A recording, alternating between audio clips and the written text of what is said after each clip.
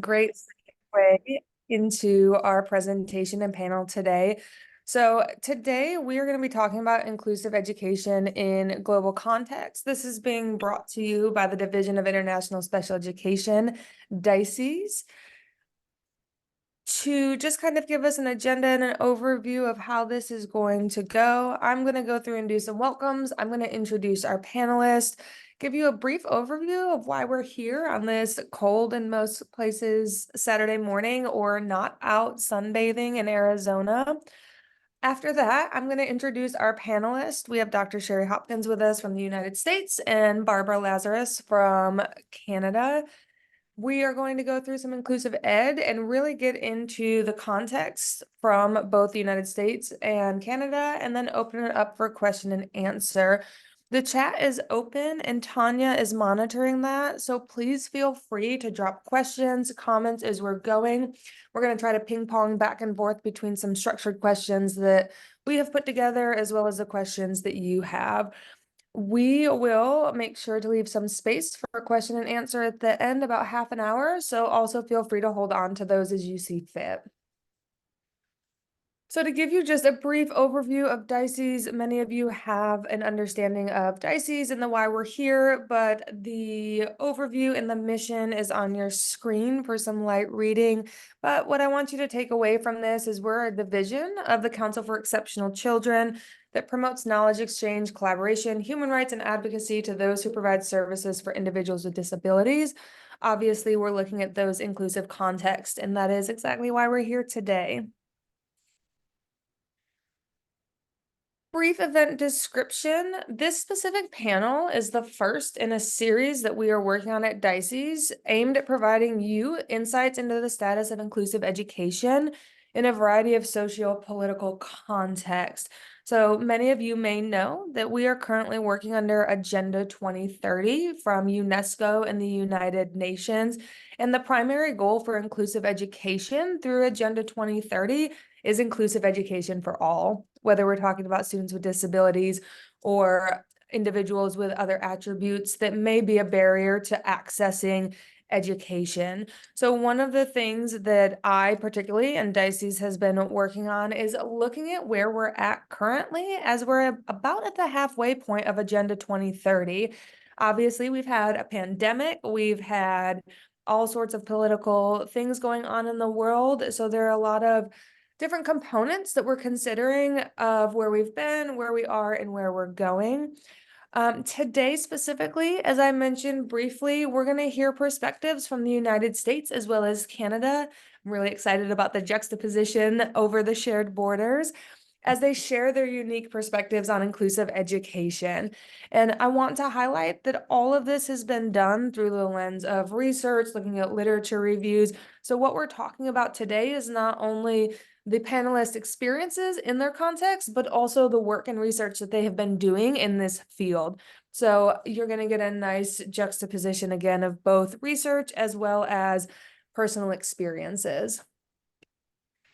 With that, I would first like to introduce Dr. Shari Hopkins. She's an assistant professor at Western Oregon University. And Dr. Hopkins, if you wouldn't mind just sharing a little bit about your work, what you're doing, and then afterwards I'll introduce Barbara a little bit more specifically. Okay, great. Hi, everyone. Thank you for joining us on this Saturday morning / afternoon / depending on where you're from, maybe even later in the day. I am an educator. I was a teacher first and foremost. I was a special education teacher and I taught students in a variety of settings. We'll talk more about that when we get into the context part. And with different learning needs.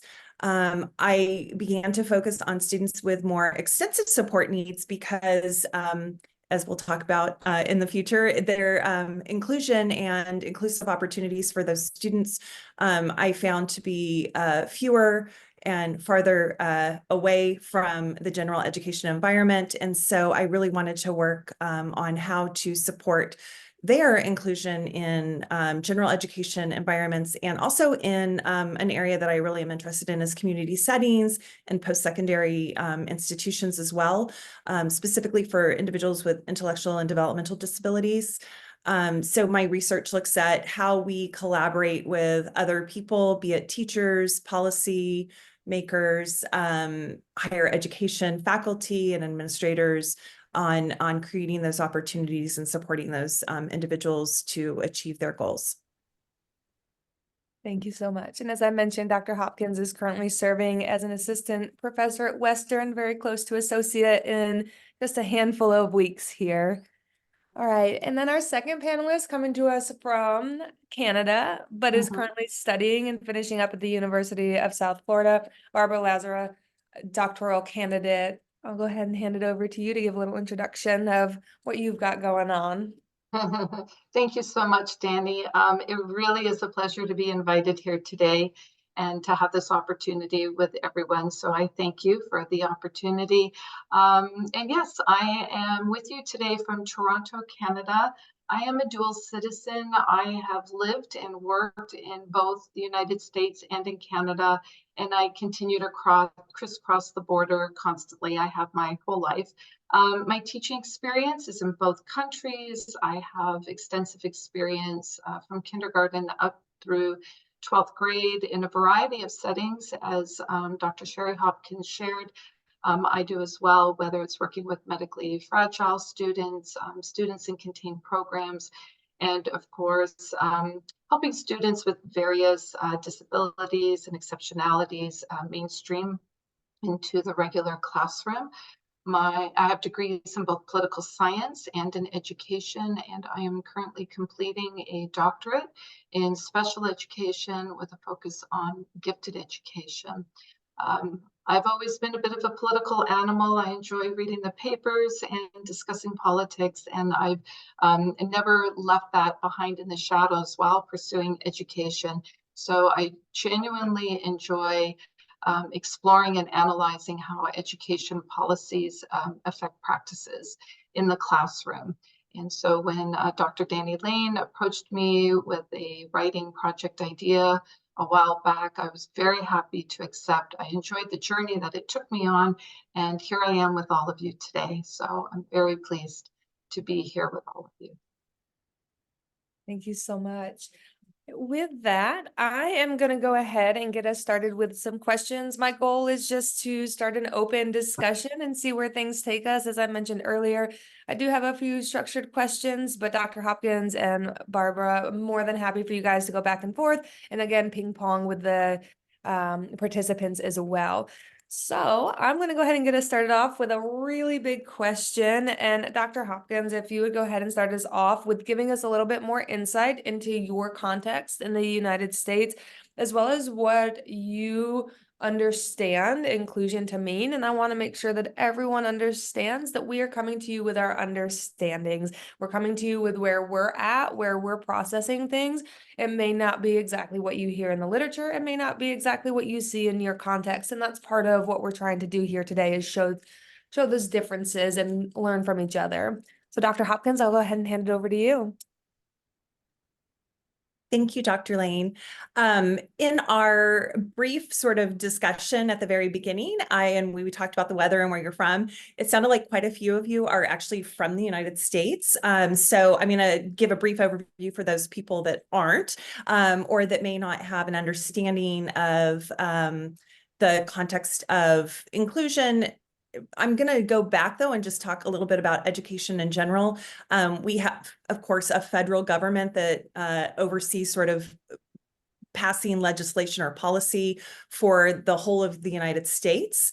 But then we also have local context that comes into play where we have states that interpret those laws and they make their own laws within the state. So we have two main laws that sort of govern special education.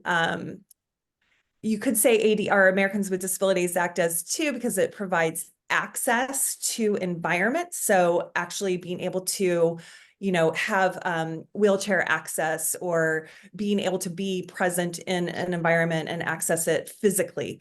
But we do, for education, we have something called the Individuals with Disabilities Education Act, which provides us an understanding of what it means to be educated in the United States. We also have the Every Student Succeeds Act, which was passed for all students, general education, special education, everyone.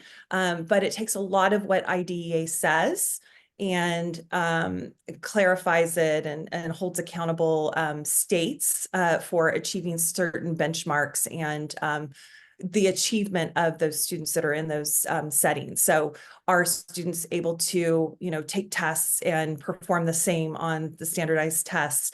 Are they having the same opportunity to graduate? Are they going on and achieving their goals post school?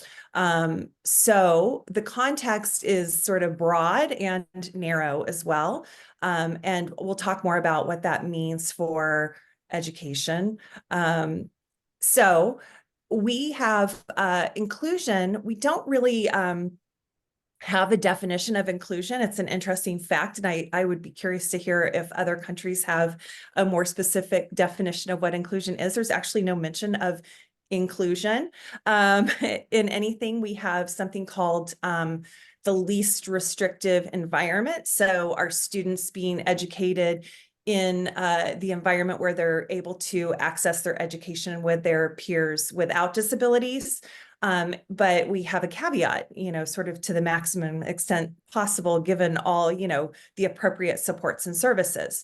So there's a little bit of an out for individuals to not be in general education environments, accessing general education content within that. We also have something called a continuum of services, and that looks really big, right? It goes all the way from general education 100% of the time to the most restrictive environment, which is a home or a hospital setting based on a student, or a residential school, right? Those are within that continuum. Most of our students here, 96% say, are somewhere, outside of that really restrictive part. But within that, we have about 67% that are in the class, and we sort of look at it as 80% or more of the day. That's what really, I think, the threshold that many people look at as inclusion as, right? It's not 100%, it's 80% more of the day, because that's how its data is collected in the United States on general education environments. They look at 80% or more of the day, 79 to 40%, or less than 40%. So those are the three kind of big buckets of where people are at. 67% of students, as I said, are in that bucket of 80% or more of the day. And everyone else is sort of on the other side of it. So when we look at inclusion, that's the majority of the students are actually being educated in general education environments. So that's sort of the big context. So Dr. Hopkins, thank you so much for that. And as I'm listening to you, my mind is working because I go back and forth between Canada and the United States. There are a couple of key points that you mentioned that I would like to bounce off of right now to give a little more context about inclusion. So again, for all of you, I am representing today the country of Canada and the research that I've done on inclusion. And the first point that Dr. Hopkins made was that we do, in the United States, you do have a federal government, and with that, a federal Department of Education, which has passed federal laws that must be followed by the states and implemented and so forth. Here in Canada, we don't call them departments, we call them ministries. We have a prime minister, you have a president, we have ministries, you have departments. And although we do have, like you do, you have a Department of Agriculture, or Department of Health, here in Canada, we call that a Ministry of Health, or a Ministry of Agriculture, Ministry of Health, Transportation. But what we don't have is a Ministry of Education. So here in Canada, there is no federal oversight for public education whatsoever. Individual provinces and territories have sole jurisdiction for education and for any laws that they wish to pass. So that's one distinct difference. Dr. Hopkins mentioned that when she was examining the different pieces of legislation, that there isn't direct reference to inclusion. Here in Canada, I looked at many of the provincial education acts or territorial education acts, and a lot of them are going through reformation. So they're being updated and modernized and so forth. And I was able to find specific reference to those terms like inclusive education or inclusion and so forth. And a couple of key points here in Ontario, they've asked all 72 school boards to come up with their own inclusive education policy. So there's an acknowledgement that everybody needs one, and they're leaving it up to local school boards to develop it. So you're going to get 72 different interpretations and implementations of the education policy that they come up with. Alberta defines it as a continuum, which Dr. Hopkins talked about, from least restrictive to really most contained. Northwest Territories, they talk about inclusion as the regular education setting. And in Nunavut, they say that inclusion requires changes to programming, whatever is best for the student. So although I am happy to see those words, inclusive education or inclusion, in some of these education acts across Canada, it's unfortunately, it's difficult without a national oversight or national mandate for it. There isn't collection of data that's happening across the country to give us more understanding of what's happening in our public school systems, what's needed, next steps, and so forth. So I hope, Dr. Hopkins, it's okay that I jumped in there, but I wanted to speak to those 3 points that you mentioned in your introduction. Barbara, before we move forward, can you give everyone a little bit more context on the comparison of states in the US and Canada, so we have a better understanding of where all of those ministries come together and can kind of put it side by side for us? Definitely. Yeah, great question, an important one. And the answer is very easy. So the United States has a federal government, Canada does. In the United States, you have a president. In Canada, we have a prime minister. In the United States, you have federal departments that are also represented in your state. So you have State Department of Education, State Department of Agriculture, State Department of so many things. In Canada, we also have not only those federal departments, but most of the provinces do as well. So in the US, you're divided by states. In Canada, we don't call them states, we call them provinces. So areas of land that have their own borders, and we call them provinces. And there are 10 of them in Canada, plus 3 territories. Canada is a really large country. It's the second largest by landmass, and our population is about 40 million. So again, when I talk about province or provincial, that's equivalent to what you have in the United States with your individual states. Territories are just that. They're recognitions of areas of land that are called territories and not provinces. But again, they have their own unique names. So we have 10 provinces, 3 territories, for a total of 13 divisions of land in Canada. In the US, you have states. Awesome. Thank you for that additional clarification in order to just better understand the structure and how things are. Dr. Lane?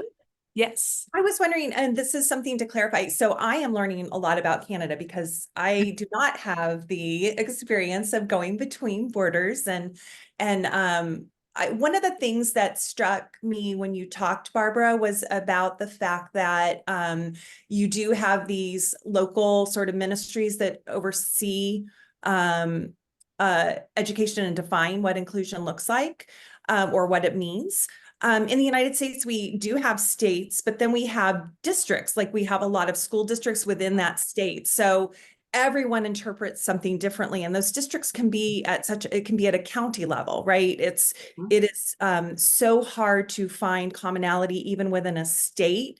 Part of the chapter that we wrote was about location making a difference in inclusion, right? That inclusion, that your location matters down to your zip code, and how you look at what that is. Is that a similar thing within Canada, or is the oversight of that one sort of administrative body enough to filter out to the whole school district or all the different Yes. schools?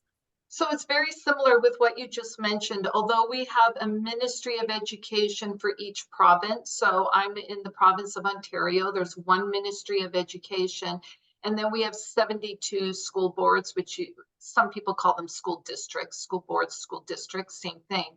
And so very much so, I'm right now in an urban center, and around me are at least 3 other school boards. And indeed, the interpretation of what a ministry asks each school board to do can vary, and implementation can vary. I mean, obviously, every school board here needs to, write their plans of action and submit them to a ministry for approval. But yes, indeed, it does vary geographically from one board or district to another. So I am hearing collectively that my favorite phrase of "it depends" stands true both in the Yes. States and Canada. We might have some structural differences. We have clear policy differences in how things are set up and how things are managed. But when it really gets down to the students, it matters based on location, all of those components. It I really know. does, Danny. And I would like to say, I think the impact of those different interpretations, one could argue, is felt more profoundly in a country like Canada without a federal oversight for public education. So, different school boards are working through whatever their policies are, and they report back to their ministry or seek support from the ministry. But the ministry itself has nowhere to turn. There's not like there's somebody above them that's even helping to guide what each province decides to do. And I will go on record for saying, because I do think that this is an important point, and I didn't write it. I don't think I put it in my chapter. I took it out. But through our discussion today, I would like to emphasize that in the United States, my experience working with different departments of education with a few different states is that when in communication with departments of education, those who work there and were decision makers had a background in education, had education degrees. Those who head up a Department of Education or Department of Health or Department of Transportation, they have relevant work experience in education for what they're heading up. In Canada, it's very different. So ministers of education don't have a background in education. They haven't been teachers or school administrators. They are part of a political party, equivalent to like a conservative or Democrat, and then they are appointed into that job. And the belief is that the other workers in the Ministry of Education will be able to guide the minister, help inform decisions, help inform policy. But ultimately, the person in charge for each department, whether it's education or some other branch of the government, they themselves do not hold expertise in the area. And so that can create even more frustration with educators. I call them in the trenches, the ones who are in the public school system, and they see close up what's going on and what the needs are. But getting that message conveyed up to the higher levels to a point where there's genuine understanding and support, it doesn't happen, or it happens very rarely, I should say, because again, those in charge lack the experience and the knowledge and the professional training to know the department that they're the head of. And that's very different than my experience in the United States, that those who are in those high positions have a wealth of experience and knowledge and education under their belt to know the department, to know what the needs are, what the terms mean, and the impact of legislation and everything else. So a significant difference there between the two countries. Thank you for that clarification. That's helpful. I know we've started to get into a bunch of this already, as we kind of expected going conversational here. But is there anything additional when you are thinking about your current context that you think is important to share on the current status of the actual implementation of inclusive education? Dr. Hopkins, I'll hand that one over to you to get us started. I mean, these are such big questions, aren't they? You're welcome. Because my brain is going all these different ways when I think about the status of inclusive education. I mentioned the fact that my area is extensive support needs, and so I didn't really address that when I talked about the 67% of students that are in the classroom 80% or more of the day. Those aren't, in general, the students with extensive support needs. It tends to be students with, speech and language needs disorders, students with specific learning disability. So sort of those, the students, those percentages are much higher. In the United States, students who have communication disorders are in the classroom 88%, or of those students are in the classroom 80% or more of the day. 75% of students with specific learning disability are in the classroom 80% or more of the day, as opposed to students with more extensive support needs, where it's the opposite, right? There's 14% of students are in the classroom for less than 40%. And the majority of those students are students with multiple disabilities, intellectual disabilities. So I looked at, that's the population sort of that where I am focused in my own interests, and sort of how that looks for promoting inclusion and inclusive practices. I mean, I think that's a key term that we use here in the US a lot more than inclusive education. It's inclusive practices, because inclusion isn't defined, as I said, right? It's sort of a ephemeral, like we can't really define it because it means so many different things to so many different people. But what we do to ensure students are able to access general education content and general education settings happens through these inclusive practices. And so I'm just going to leave that there.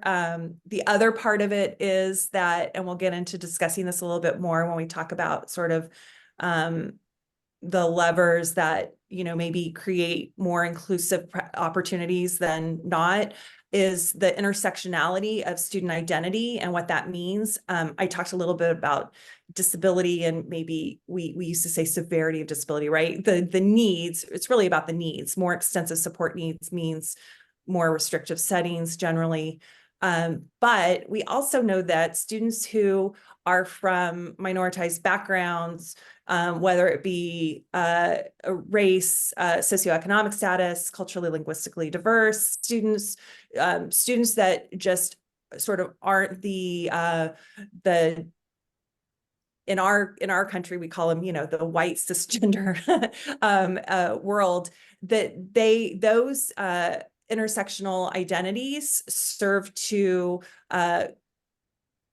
create less opportunities for inclusion. And it's not based on the person, right? It's based on sort of the belief system and the stigmatization that those individuals experience within the education system. And so that's with inclusive education, just in a general statement, those are all things that I consider when I think about inclusion. And before I hand it over the border to Canada, I also want to highlight, and I know, Shari, you play in this space sometimes. In the States, our policies may or may not be dated back to 2004. So our primary policy, IDEA, while it was updated and kind of amended in 2015, is extremely outdated. And that is the only document that's really guiding the primary services. And then we can, of course, add the context of the upcoming election when we think of inclusive education. So while there may be some stability, and I think Dr. Hopkins, you would agree with this, looking forward, there is a lot of question as to where we're going and what's going to happen here in the States as far as these policies and education departments. I don't know, Dr. Hopkins, if you have anything additional added to that before I head over to Barbara. Yeah, I think that I had mentioned the Every Student Succeeds Act, which is a legislation that was enacted post IDEA, and it's for all students, as I mentioned. it incorporates a lot of sort of the beliefs and sort of ideas behind IDEA. It doesn't, of course, govern everything, but I think that there was an intention to sort of update some things through that legislation. I probably very much like any of the countries that we are talking to, probably over the course of your whole discussion, politics and policy is hand in hand, right? It's whoever is in power are the ones that make the decisions. And IDEA was coming up for reauthorization, but we had someone in the White House who we didn't necessarily want to govern education for students with, and a person in charge of the Department of Education, not to get political, but that we didn't necessarily want to make to come up with laws for students that, with disabilities. So there wasn't a big push for IDEA to be reauthorized because of that. And now there's a lot of fighting and disagreement, and I'm sure, as I said, many countries experience this, where it's not necessarily the best or most conducive environment for these things to happen.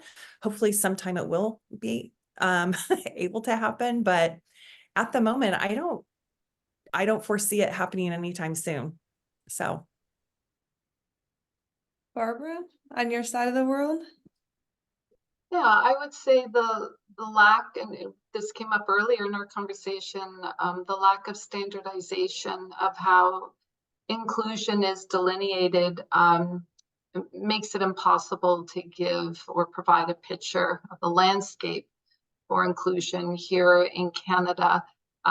However, by looking at the individual education acts for the provinces and the territories, and some of them, new clauses have been put in and they've been updated, there is an awareness of, and for some, more of a commitment to recognizing inclusion, not just in terms of programming, but also in terms of gender and race and identity and so forth. I would say the conversations are happening, they're open with the intention of being respectful and listening.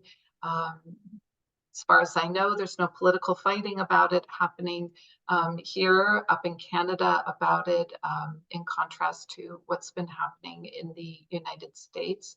So it's a different climate up here in terms of inclusion, talking about it and expanding it, what it's going to look like, what it needs to include, and so forth. Conversations are more thoughtful and encouraged, both politically and within different areas, different educational settings. They are encouraged, they are happening, and they're thoughtful. A lot of people are learning and working through this. So in contrast to the United States, I would say that's how it is here in Canada.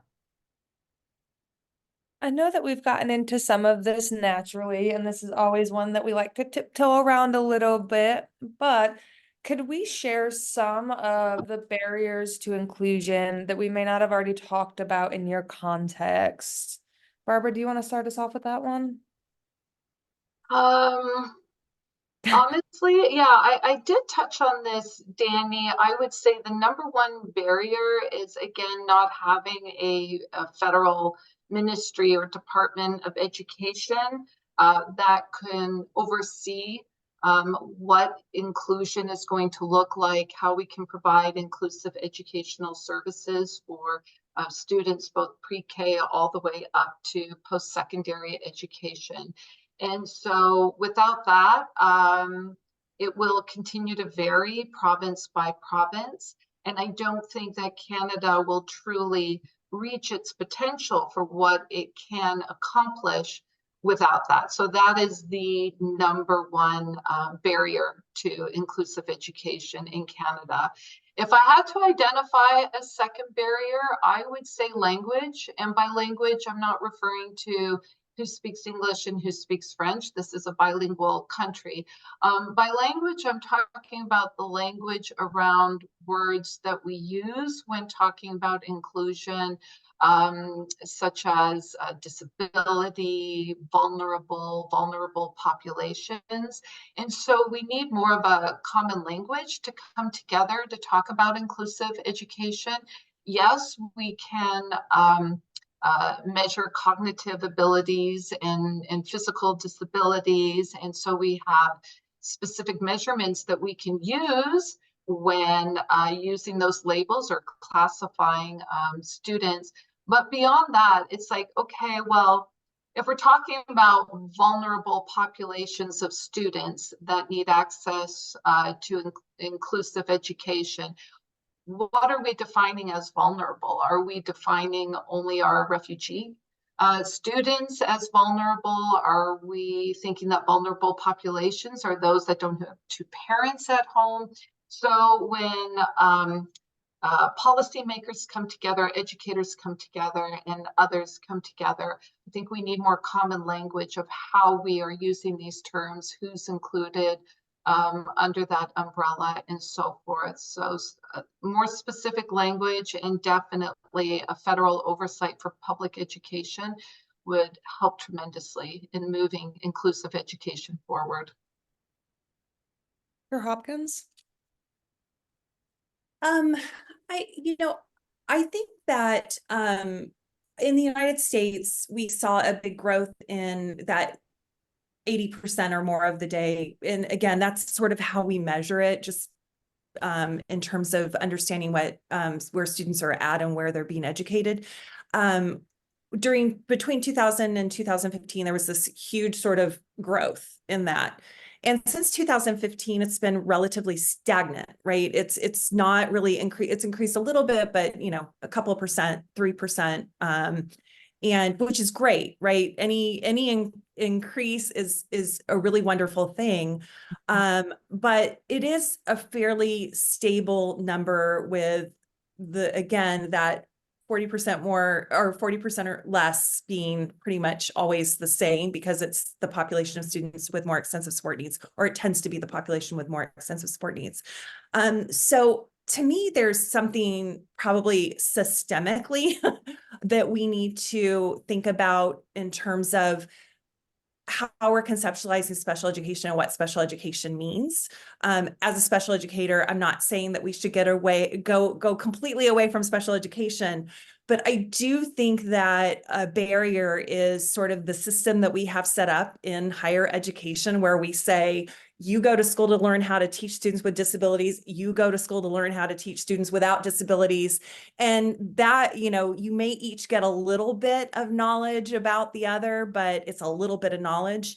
And when a gen ed teacher has a student who is in the classroom for 67%, 67% of the students with disabilities are in their classroom, there needs to be some better way to conceptualizing how we're educating our teacher workforce. And I think that looking at more dual licensure programs, supporting students to have both, having more collaboration across our, I'm going into things that we could do to improve. So a barrier is actually the way we have things set up in higher ed, and not everyone. There are many programs that are starting to do this, where we do have more opportunities to collaborate and teach students across programs, or join programs and have an inclusive education department instead of special education, where we're thinking about it in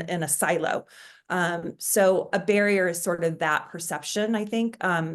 Another one is, Barbara, you are spot on in the language part. And I think that it also goes to stigmatization, and that we look at individuals and we categorize. I use categories because it does help me understand the differences in how people are experiencing their education. And I think that's very important and valid to know that, as I said, students with extensive support needs are experiencing this. But when we're thinking about students, it's really about need and not disability label.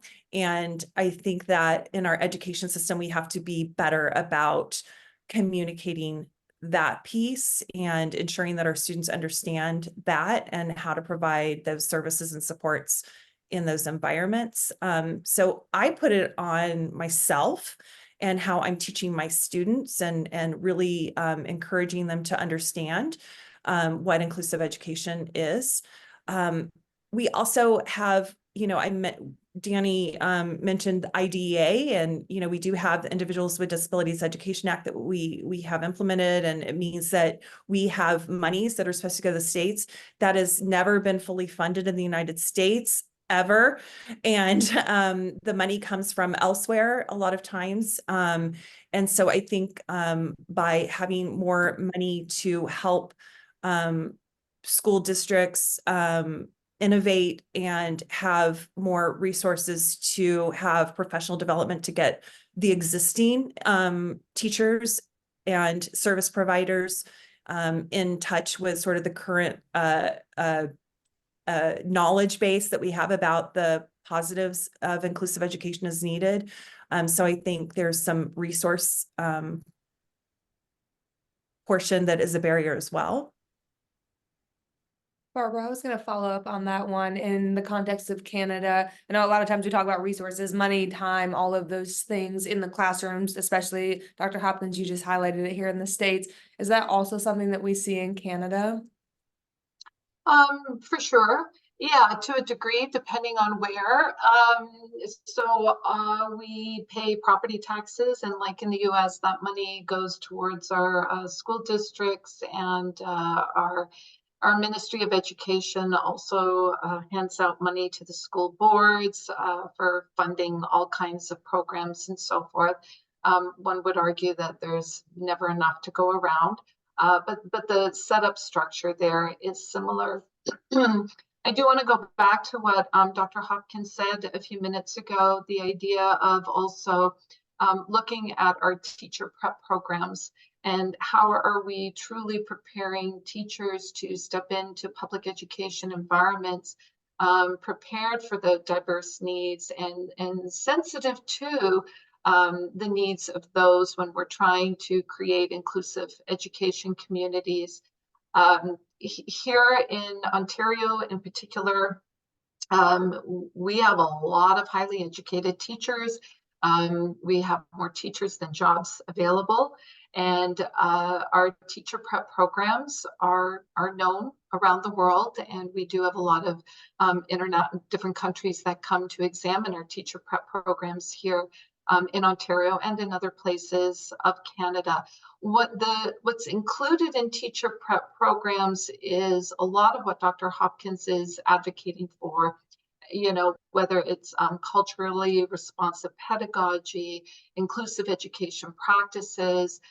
School boards actively provide a significant amount of ongoing and long-term training and professional development in some of those topics that I just mentioned, being culturally responsive, anti-Black racism, understanding identities, and developing teaching materials that are available for use in classrooms from kindergarten up through 12th grade.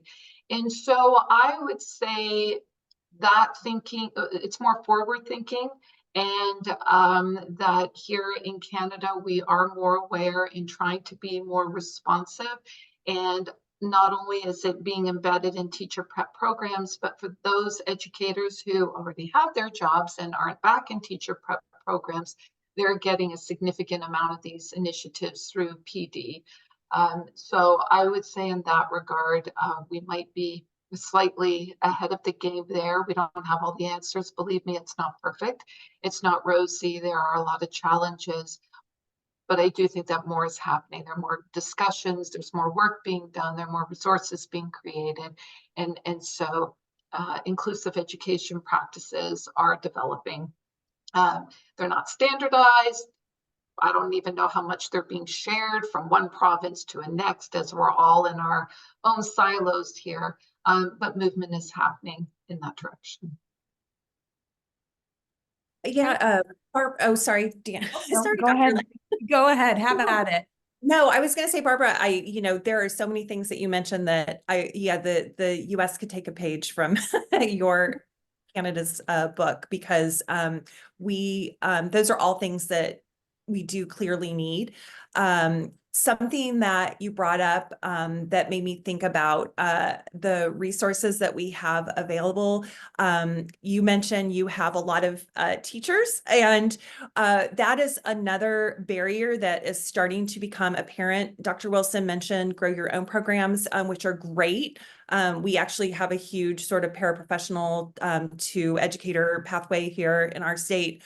But because there is such a dire need for special educators, there are increasingly more quick fixes to having special educators for people to become special educators. And so the quality of an education is something that we're experiencing fear of, that our future special educators are not going to have the knowledge that they need to, while they may be able to meet the needs of their students, they may not be able to collaborate and understand the inclusive practices piece. It's like they're learning very focused on one perhaps classroom and learning in one classroom, and not getting the range of needs of students in their education, because we are in such dire straits of needing people. How has Canada been so successful in having teachers and attracting a teacher workforce?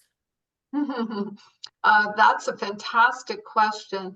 I would say that historically, Canada has revered education and teachers, and has paid for teachers. And when I was starting out in my profession, I won't say what year, I won't date myself, but being a teacher was right up there with, being a lawyer, being a doctor. It was being a teacher, so highly revered. And the pay at that time was commensurate to the job. And so teachers were well paid. There's a fully funded pension, benefits, and so forth. Now, over the years, with different governments coming in, pay increase, many would argue, and I won't go down that road too far, that obviously cost of living expenses have skyrocketed and salaries have not. But the attraction overall to the profession, I don't want attendees today to think it's based only on pay. It's not. It's it's how we revere education. It's the importance that we place on it. Culturally, to be a teacher is an accomplishment, and it's revered and it's honored, and teachers are looked up to, and that's been embedded in the public education system going back for decades and decades. Teachers do face a lot of challenges right now: violence in the classroom, cost of living increases, like there's all kinds. And again, I don't want to give the impression that it's rosy, but even my time down in the US, when I was in my teacher prep programs and getting my initial years of teaching experience, I did that in the US because I knew how hard it would be to find a job up in Canada. And so I worked for, oh gosh, 7, 8 years down in the States before I could finally get in through a crack up here in Ontario. So there are many teachers who are educated and qualified, and there's a long list of them trying to get into school boards and secure full-time jobs. And so with that comes an ability for school boards to carefully hire those who have various qualifications, volunteer experiences in classrooms, and even other work-related experience as well. All that comes into play. Those differences between Canada and the US have always existed. I mean, I knew that from decades ago. But yeah, the attraction to the profession came from how highly revered it was at that time. When we're thinking about all of these things, the barriers, the context, the policy, the advocacy, students, stakeholders, all of the different things that we've discussed, are there specific resources that you would want to send our attendees to in order to get additional insight on the context and what's happening in your country? It's okay to brag about your chapters a little bit. Dr. Hopkins? When I read this question, Dr. Lane, I was thinking more of resources to take to promote inclusive practices. So I was thinking of things. So yes, the book chapter is great. We have a lot of information that is in there, but when I'm thinking about what we can do to promote inclusive practices, Dr. Wilson mentioned UDL, Universal Design for Learning. We have a great website, cast.org, that provides many a lot of materials for thinking about how we can sort of design our instruction at the beginning with multiple needs in mind, and how we can, that's an inclusive practice, right? Universal design for learning. And so cast.org is a great website. There's another one called Inclusive Schooling, which is put on by a couple of educators who it is one that they're promoting, them coming and doing professional development, but they do podcasts and they have resources that are amazing. So that would be a wonderful one as well. And my favorite, again, because extensive support needs, there's something called TIES, TIES, and it is a great center that has a ton of resources for promoting inclusion and inclusive opportunities for individuals, not only with extensive support needs, but they focus a lot on extensive support needs, and they have resources even for collaborating with if you're a co-teacher, and how you can do like quick mini meetings to support students in those environments, instead of making like a big, that's one of the things that we hear about inclusion, right? That we have students that we want to be in general education classrooms. That's where they deserve to be, but many general education teachers may feel ill-equipped. And so having these resources that are easy to sort of use and provide to general education teachers, or use to help you facilitate those conversations, are important. So TIES Center is a great place to look. And I know, Tanya, you were popping some of these in the chat as well. So participants, as you're looking, Tanya is feverishly popping in all of the links that she can. Another one, I think, Dr. Hopkins, that we rely on a good bit, and I don't know, Barbara, if this crosses into Canada, is the IRIS Center. That's another one where there are a lot of resources on UDL, inclusion, practices broken down into secondary, middle school, elementary, all sorts of content areas. And I think those are a good one to kind of get your feet wet with some of these concepts. Barbara, anything additional that you would like to add from your perspective? Yeah, so everything that Dr. Hopkins mentioned are great places to explore for more information. Here in Canada, we watch a lot about what's going on south of the border, and we look at a lot of the education practices there and learn from those as well. So that's really our starting point most of the time, not all of the time. Yes, Danny, you made mention to the chapters that we've both written, so that's another place to get a lot more information. I would say if there's an attendee out there or someone down the road who's watching this, and there's a specific topic that they're looking for in terms of Canada and inclusive education, whether it's around anti-Black racism, culturally responsive pedagogy, or any other myriad of topics specific in education, I would say do write me an email, because I would be happy to collect those resources, or send them to you, or send specific links to you based on what it is that you're looking for.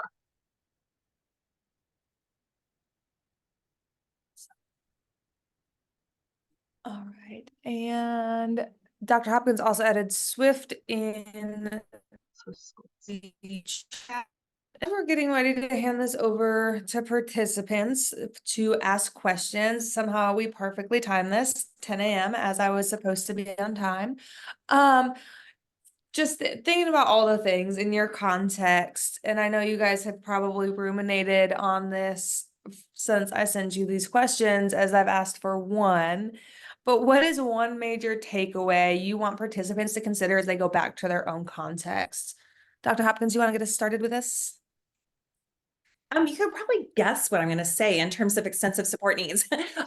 So my big takeaway is when you're thinking about inclusive practices and inclusion, that when we a lot of times, again, we're thinking of a population of students that probably don't have as many support needs, and that many of the students in many countries, not all countries, but in many countries, students with more extensive support needs are in separate schools, right? They're not necessarily even in the public school setting.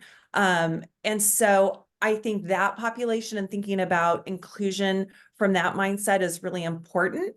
And so for me, a big takeaway is, let's think about them too, and how we can provide those services and supports and promote the education for our future faculty, or I'm sorry, future teachers in education to support those students in general education environments. So that's one another takeaway. Sorry, I have a second one.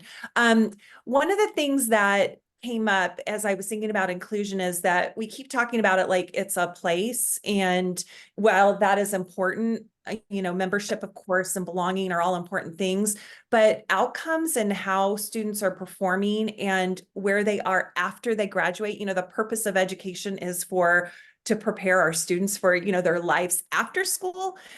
So where are our students going, and looking at that, and how are we successful in our inclusion efforts? So yes, a student might be in the classroom for 67%, 67% of the students are in that classroom for 80% of the time.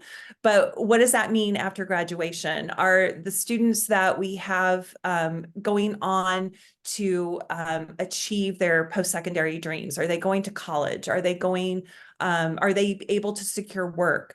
All of those things are really important to think about as well.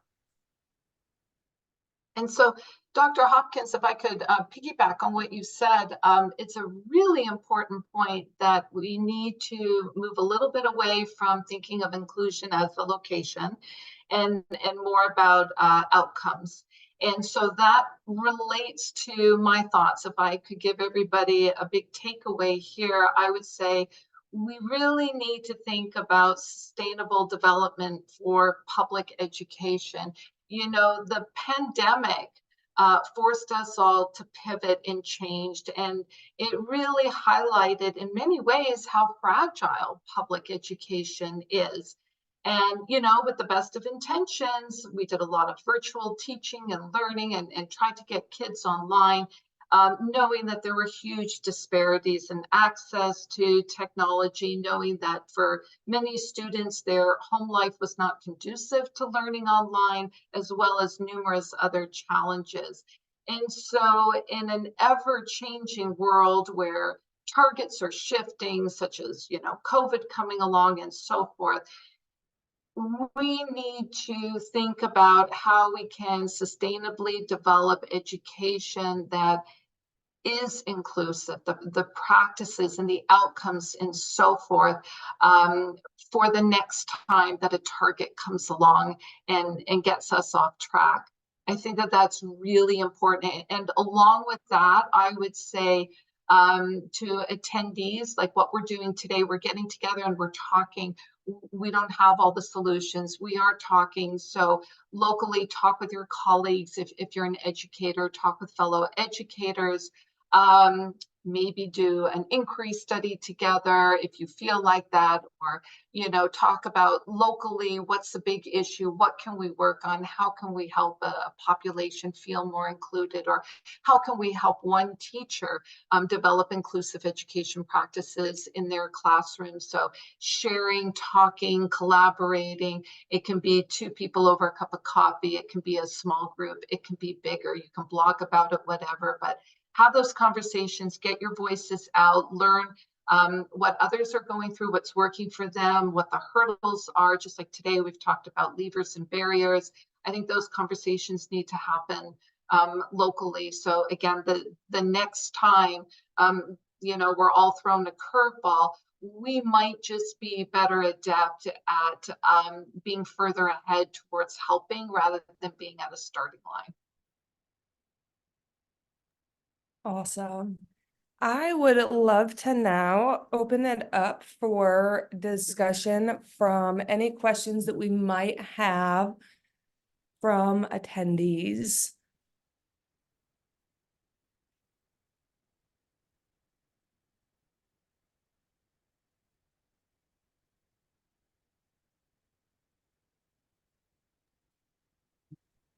I have a question. If you don't mind, I'm Absolutely. just gonna share it verbally, but Dr. Hopkins, as you were talking about the extensive paraprofessional to licensed teacher pathways that are happening in your context, and how maybe we're sometimes placing people who are not yet fully prepared into these settings, how do you navigate the tension between the teacher shortage, particularly in special education, and wanting these really well qualified people entering the profession? That is a great question. It's interesting when I came to Western Oregon, I hadn't ever taught in that environment, right? I had mainly taught graduate students or undergraduates that didn't have previous teaching experiences. And one of the things that we found out is there is a wealth of information and a wealth of experience that we could leverage with our students. And it's the partnerships that we make with those districts to promote sort of mentorship within the district. So it's while we're looking at ourselves and how we're working with the students, it's also how are we working with the partner districts and trying to support their recruitment efforts, and also how are they supporting their paraprofessionals or the people that they have in their school settings to be successful and to maximize their opportunities. Something that we've also done is we are revamping our clinical experiences to not necessarily just have students stay in their classroom. It's, are we providing opportunities for them to experience different things? And also, like, one of the things that we've added is a co-teaching element. So thinking about how to cross over and work with general education teachers. So that's one of the things. The tension is always there because there's just not enough support out there financially for, Barbara, you mentioned, people are actually helped to go to school, and there's not always that funding available for everyone. And so higher education can be, it can be a dream that is difficult to achieve. So that tension tends to be more about that. I think that if we had more resources, we would have more students, and we would have more future educators if we were able to do that. Like you said, Barbara, it's not so much the money that they're earning, while that is important and the value is important. It's also, are our students able to go to school? We've had students have to drop out because they just don't have the resources and the financial ability to go, to take classes. And coming up with creative solutions is something, Dr. Lane and myself, and we have a third partner in our program, and we meet every week to talk through and figure out solutions for our students. And that's been another saving grace of managing tensions. It's, we're not in it alone, and we're able to partner with other people to solve those problems that come up. I don't know if I addressed your question specifically, Tanya. Yeah, you did. Thank you very much for that. We feel the same tension here in Arizona. It's great, Dr. Hopkins, that where you are, you can come together and try to problem solve some of those situations or nuances that are preventing students from staying in teacher prep programs. I mean, they're there, they're eager they're willing, they want to, become educators and be teachers. And so all the support that they can be offered, I mean, my goodness, they really need that, because we need those kinds of passionate individuals in the classroom, modeling, teaching, and learning for the next generation of students coming through.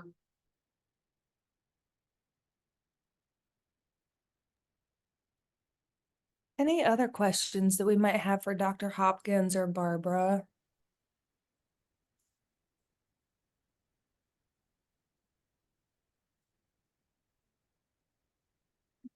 Tanya, I think if you're okay with it, I will ask both Dr. Hopkins and Barbara to leave us with one final parting thought. What is the thing that when Tanya closes this Zoom session, you want to make sure that has been heard regarding inclusion in your context? Or what are your concluding thoughts on the panel now that we've had this experience? Barbara, I'll hand it over to you first. Yeah, so inclusion is constantly evolving, and the potential is tremendous. And so we need to nurture and help it grow as much as possible, and be responsive politically and socially to how inclusion may need to change. I know very much what it was like being a classroom teacher and having every period of the day organized, and my goals and to-do lists with students. And although that's very important, I've learned to step back from that kind of structure and be willing to go on those uncomfortable rides, to push a little bit, to ask some questions, to open up new conversations. And so I would say, regardless of the context you may be in, internationally, talk, voice, allow inclusion and inclusive educational practices to grow and change and respond to what's happening around you. And yes, there are a lot of very valuable resources out there that can provide a tremendous amount of guidance. That's wonderful. Soak those up if you can. But also at the same time, don't be afraid to alter or change or respond differently depending on your local situation. Dr. Hopkins? Something that I'm taking away, which I think would be good for everyone to take away from this, is, I learned a lot from Barbara, and I think that, and what Canada is doing. And I think that your desire to share this knowledge in future sessions where other people come together is really valuable, because I think there's a lot we can learn from one another about how to promote these practices. We don't have to reinvent the wheel every time, right? We can take pieces from everyone's experience and everyone's, their knowledge, experience, their hopes, all of these things, and hopefully incorporate that into our own practice and what we're doing. So I think that would be my biggest takeaway, is I would encourage you all to continue on this path of knowledge seeking and learning more about what inclusive education is in different environments, and use that knowledge. Thank you both so much. This has been incredible. If either of you don't mind dropping your emails in the chat, if you're open to individuals reaching out, that would be fantastic. We can't thank you enough for being here and serving and providing your insight to participants. And then Tanya, if you would love to close us out by touching base on some of our upcoming events for DISES, that would be fantastic. Terrific. Well, we do have our global conference coming up this June, and it'll be in Panama. So you can see the additional information here. I can drop a link in the chat for that too. And like we said earlier, our next virtual event will continue this series. Will be on Saturday, April 6th. Awesome. Yes, thank you all for joining us and sharing your experiences. We really appreciate it. Thank you. Thank you again, Dr. Hopkins and Barbara. Thank you, everyone. Thank you. Bye-bye.